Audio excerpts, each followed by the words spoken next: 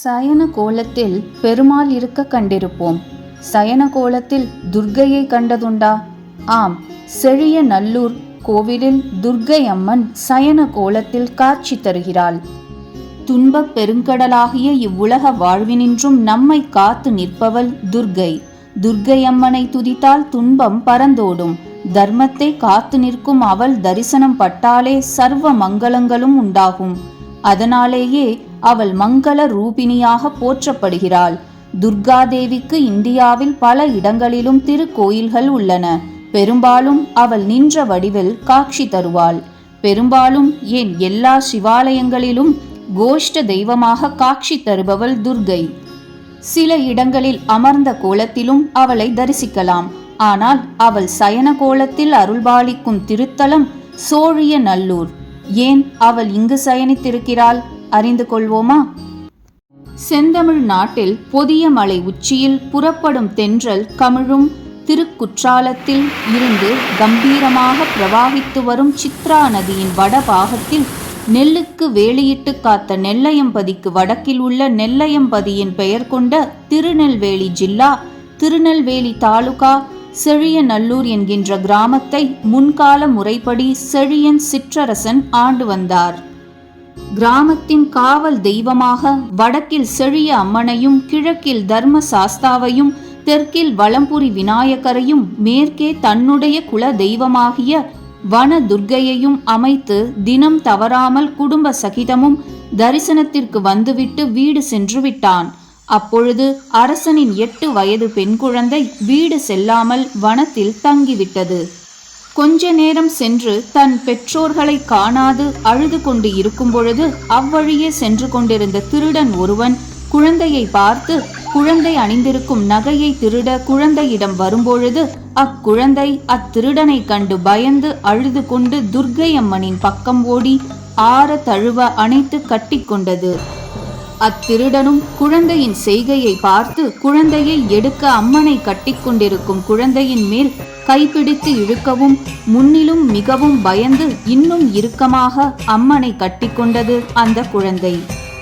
அப்பொழுது குழந்தையை பிடித்து இழுக்கும் பொழுது அம்மனின் சிலையும் கீழே சாயப்போக குழந்தையும் அம்மனுடன் சாய்ந்து விட்டது.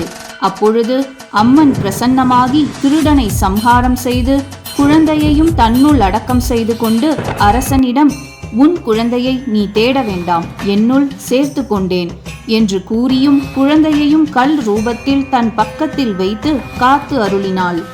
இன்றும் அன்னை இக்குழந்தை நாகராஜ ஆகிய பரிவார தேவதைகளுடன் ஸ்தல விருட்சமாகிய வேம்பின் அடியில் காட்சி தருகிறாள்.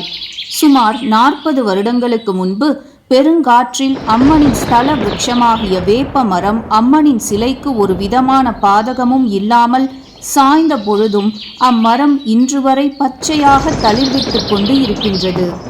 அவ்வேப்ப மரத்தின் இலையில் கசப்பு இராது. அதை பக்தி ஸ்ரத்தையுடன் சாப்பிடுவோருக்கு பிணிகள் அனைத்தும் தீருகின்றது.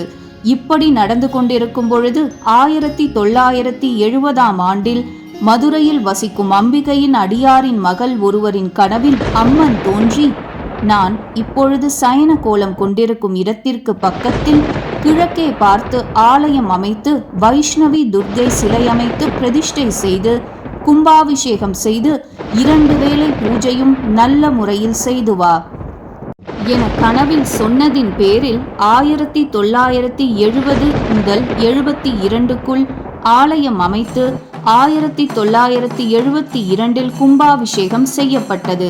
அதன் பிறகு 1989 2வது கும்பாபிஷேகமும் நடைபெற்றது. அது சமயம் அம்மனின் அருள் ஆணைப்படி ஸ்ரீ வலம்புரி விநாயகரும் ஸ்ரீ பால சுப்பிரமணியரும் பிரதிஷ்டை செய்யப்பட்டது. வைஷ்ணவி துர்க்கை பிரதிஷ்டை செய்யப்பட்ட பொழுதிலும் முன்பிருந்த பூஜைகள் முன்போல் செய்யப்பட்டு வருகின்றது.